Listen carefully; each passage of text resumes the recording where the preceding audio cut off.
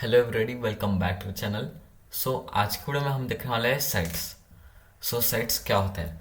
Collection of unique elements. ये जो पहला लाइन है सबसे ज़्यादा इंपॉर्टेंट है। इससे आपको समझेगा कि सेट में मतलब आप कोई एक ही आइटम दो बार नहीं डाल सकते हो। जिसके मैंने अगर कोई सेट में 1,1 किया एंड प्रिंट किया तो वो एक ही बार 1 को काउंट करेगा। जैसे डिक्शनरी में हमने पिछले वीडियो में देखा था कि कीज दो सेम नहीं हो सकती, वैसे इसमें आइटम सेम दो नहीं हो सकते। देन म्यूटेबल नॉन रिपीटेटिव हम देख चुके हैं। अनऑर्डर्ड अनइंडेक्स, इससे आपको समझेगा कि आप इंडेक्स का यूज़ नहीं कर सकते। एंड म्यूटेबल होता है existing items can't be change, यानी कि जो उसमें आइटम पहले से है वो आप चेंज नहीं कर सकते, यानी कि रीअसाइनमेंट पॉसिबल नहीं है। एंड जिन लोगों को म्यूटेबल एंड रीअसाइनमेंट में कन्फ्यूजन है वो देखें। रीअसाइनमेंट का मतलब होता है जब हम इज इक्वल्स टू लिख के उसको एक न्यू वैल्यू देते हैं। जैसे हम लिस्ट में एक्सेस करते हैं ए का चौथा इंडेक्स इज इक्वल्स टू 5, वो एग्जिस्टिंग आइटम को री असाइन कर रहा है, उसे हम रीअसाइनमेंट कहते हैं। लेकिन म्यूटेबल में क्या होता है कि एग्जिस्टिंग एग्जिस्टिंग आइटम के साथ ही होता है लेकिन थोड़ा सा डिफरेंट होता है। जैसे कि डॉट ऐड, इसमें हम एक न्यू आइटम ऐड करते हैं। डॉट रिमूव, इसमें जो दिया है उसे हम रिमूव करते हैं पॉप। रीअसाइनमेंट यानी कि जहाँ पे हम उसको री असाइन कर रहे हैं कोई न्यू वैल्यू। एंड म्यूटेबल में हम क्या करते हैं, तो कुछ ऐड करते हैं या फिर कुछ रिमूव कर लेते हैं, कोई न्यू वैल्यू से नहीं देता। अब हम देखेंगे कि एक सेट बनाते कैसे हैं। डिक्शनरी में जैसे करली ब्रैकेट्स लगते हैं वैसे ही इसमें भी करली ब्रैकेट्स लगते हैं, लेकिन यहाँ पे एक छोटा सा ट्विस्ट है। अगर मैं एक सेट बनाता हूँ ए इज इक्वल्स टू एंड इस तरह की करली ब्रैकेट्स हम इसमें लगते हैं। लेकिन अब अगर मैं इसका टाइप प्रिंट करूँ, print type A and run करता है, तो आपको दिखा कि यहाँ पे लिखा रहा है क्लास डिक्शनरी। पिछली वीडियो में हमने देखा था कि डिक्शनरी भी कुछ इसी तरह की राउंड करली ब्रैकेट होती है। तो अब अगर मुझे एम्प्टी सेट बनाना है, हमेशा तो रहेगा नहीं कि इसमें कुछ ना कुछ वैल्यू रहेगी। अगर मैं यहाँ पे कोई एक आइटम दे देता हूँ 1, तो फिर ये सेट बन जाएगा। लेकिन अगर ये एम्प्टी है तो फिर हम इसे सेट कैसे बनाएं? सो अगर आपको एक एम्प्टी सेट बनाना है तो उसके लिए एक अलग होता है। ए इज इक्वल्स टू आपको लिखना है set and then round bracket. And अब हम इसका टाइप प्रिंट करते हैं। ये देखिए पहले डिक्शनरी था यहाँ तक, एंड जैसे हमने उसे इस तरह से सेट लिखा तो ये इस तरह से हो चुका है। एंड एक बार आप ऐसे सेट बनाते हो और उसमें कुछ ऐड करते हो तो वो ऑटोमेटिकली इस तरह कन्वर्ट हो जाएगा। उसका टेंशन नहीं है। एंड अगर हम इसे एक बार प्रिंट करते हैं इस तरह के ए को, तो देखिए कुछ इस तरह से प्रिंट होगा। तो ये था हमारा सेट कैसे होता है एंड एम्प्टी सेट कैसे हमें बनाना है। अब इसके कुछ मेथड्स, कॉमन मेथड्स। एंड एक बार हम सादा सेट देख लेते हैं किस तरह से दिखता है। देखिए 1,2,3,4,5 एंड प्रिंट ए। ये देखिए इस तरह से प्रिंट हो जाएगा। अब अगर समझिए मैं कोई वैल्यू दो बार लेता हूँ, क्योंकि दो वैल्यूज में चलती नहीं, इसका मेन यही है, सेट्स का यूज़ ज़्यादातर इसलिए होता है क्योंकि इसमें दो वैल्यू आप यूज़ नहीं कर सकते। लेकिन अगर मैं यूज़ करता हूँ दो वैल्यू, तो आपको दिखा कि सबसे पहली बार जब इसकी ऑकरेंस आई थी ये उसे ही प्रिंट करेगा, आखिरी में 1 प्रिंट नहीं करेगा। ये डिक्शनरी से थोड़ा उल्टा है, क्योंकि हमने डिक्शनरी में देखा था कि अगर कोई दो कीज सेम होती है तो लास्ट में मतलब बाद में जो की आती है उसकी वैल्यू प्रिंट होगी। लेकिन इसमें थोड़ा उल्टा होता है, जो पहले आता है वो प्रिंट होता है। तो इस तरह से हम सेट का यूज़ करते हैं। अब इसके कुछ मेथड्स, जिस सबसे पहले ऐड मेथड, अगर आपको उसमें कुछ ऐड करना है तो हम बनाते हैं 2 3 देन ए डॉट ऐड, हम करते हैं 4 प्रिंट ए। एंड ये देखिए 1 2 3 4 4 यहाँ पे ऐड हो चुका है। ये जो मेथड्स है ऐड रिमूव पॉप, ये तो हर एक इसमें होती है, तो अब इसकी आदत हो जानी चाहिए।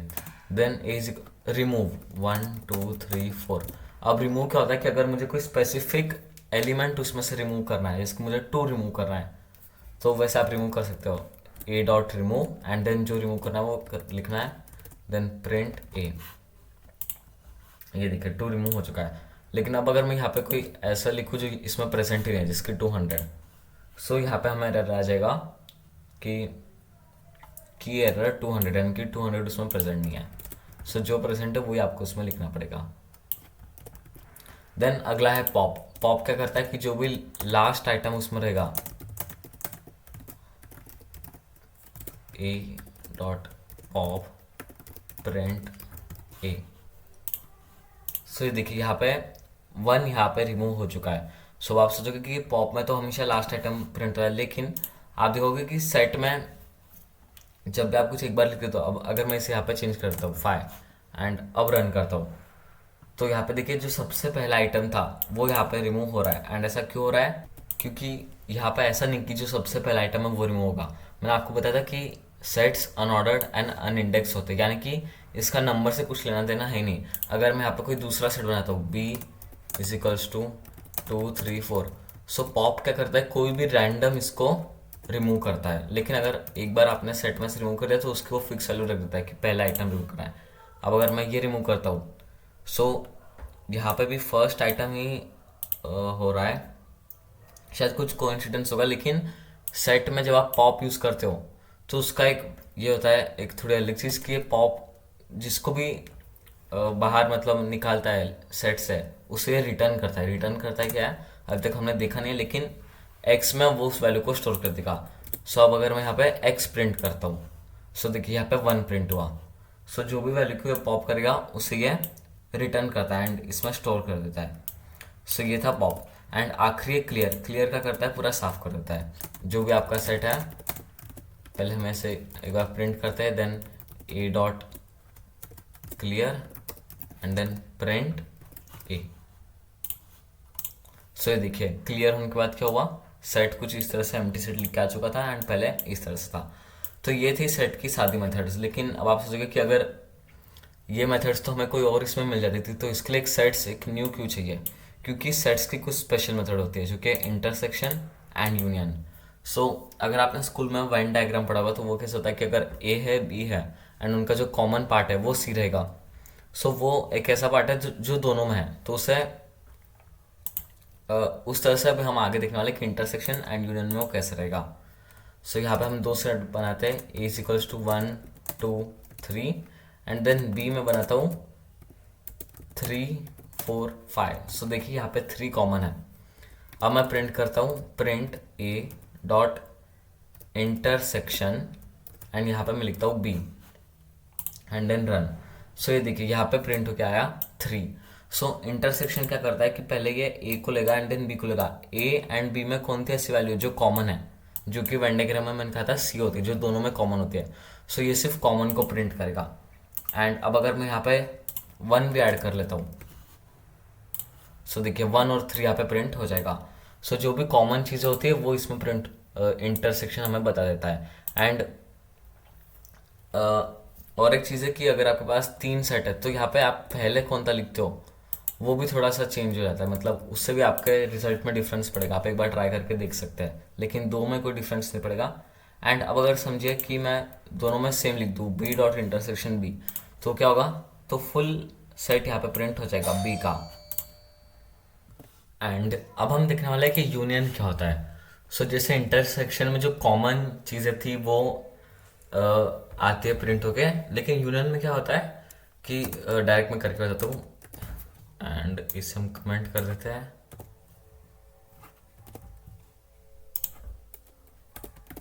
1 2 3 4 एंड देन बी में हम देते हैं 3 4 5 6। तो देखिए अब इसमें 3 और 4 कॉमन है, तो अगर हम इंटरसेक्शन का यूज करते तो अभी यहाँ पे 3 और 4 प्रिंट होता था, लेकिन हम यूज करने वाले हैं यूनियन का। सो यूनियन क्या करेगा वो हम उसका रिजल्ट देखते हैं। सो देखिए यहाँ पे प्रिंट हो गया है 1 2 3 4 5 6। सो यूनियन क्या करता है, दोनों सेट को एक सेट में कन्वर्ट करता है एंड अगर कोई वैल्यू रिपीट हो रही है तो उसको एक ही बार लेता है। अब अगर मैं यहाँ से 3 4 हटा दूँ तो भी सेम रिजल्ट आएगा। देखिए दोनों में कुछ भी कॉमन है तो भी सेम रिजल्ट आ रहा है, क्योंकि यूनियन दोनों को ऐड कर लेता है एंड देन जो रिपीटेड वैल्यू है उसे हटा देता है। सो ये थे सेट्स के कुछ कॉमन मेथड्स। अब हम इसके प्रैक्टिस क्वेश्चन सॉल्व करते हैं। सो देखिए पहला सवाल है create an empty set and add values to it. Okay, so empty set कैसे बनाते हैं, हम लिखना है set and then bracket then A dot add 1, then हम 3 ऐड करते हैं, 2 ऐड करते हैं एंड देन हम प्रिंट करते हैं ए को। सो ये देखिए यहाँ पे 1 2 3 यहाँ पे प्रिंट हो चुका है। देन अगला क्वेश्चन है print the popped item in this set, यानी कि इसमें से एक पॉप हमें करना है एंड देन फिर उसे प्रिंट करेंगे कौन सा पॉप हुआ था। Then popped item is equals to abc dot pop and then print popped item. And फिर हम एक बार देखते कि हमने इसे एक वेरिएबल में स्टोर किया था, लेकिन इसका abc का होता क्या है, कोई उसमें से निकलता है कि नहीं निकलता है। सो देखिए इसमें से 1 पॉप हुआ था एंड फिर अगर आप abc को देखोगे तो उसमें से सही में 1 निकल जाता है। सो अगर आप वेरिएबल में ही पॉप को स्टोर करते हो तो भी फर्क नहीं पड़ेगा, उसमें से पॉप हो जाता है। अगला है remove a non existing value. Okay, जो उसमें है नहीं हमें उसे रिमूव करना है। बी डॉट, ये हमने पहले देख लिया एंड हमें पता है कि इसमें एरर आएगा। ये देखिए कि एरर 1। सो इस तरह से एरर आता है अगर आपको ऐसी वैल्यू करते हो जो कि उसमें प्रेजेंट नहीं है। इंटरसेक्शन ऑफ दिस सेट्स, सो आपको इन सेट्स में दिखेगा कि इसमें कुछ भी कॉमन नहीं है। सो फिर हम देखते हैं कि इनका इंटरसेक्शन करके क्या होगा। Set 1 is equals to this and set 2 is equals to 4 5 6। Print set 1 dot intersection set 2। Okay, so देखिए हमें एक एम्प्टी सेट मिल चुका है एंड एम्प्टी सेट जैसे आपको पता है इस तरह से आता है, तो क्योंकि उनमें कुछ कॉमन नहीं था तो हमें एक एम्प्टी सेट मिल चुका है। एंड अगला है यूनियन ऑफ दिस सेट। तो इसका यूनियन हम क्यों देख रहे हैं, ताकि आपको क्लियर हो जाएगा कि जो इंट वाला वन होता है एंड स्ट्रिंग वाला वन होता है वो सेम वैल्यूज़ नहीं होते हैं। एंड उसी तरह जो स्मॉल भी होता है एंड कैपिटल भी होता है वो सेम वैल्यू नहीं होती, इससे आपको समझ में आ जाएगा। एंड सेट 2,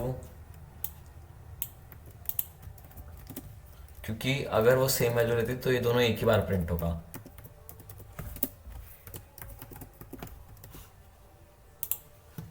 ये देखिए चारों एक ही बार प्रिंट हो चुका है। एंड ये तक गाइस हमारा सेट। एंड अगर आप इसके नोट्स देखना चाहते हो, पाइथन की जो सारी नोट्स मैंने बना के रखी है, आप डिस्क्रिप्शन में दी गई लिंक से देख सकते हैं। Thank you.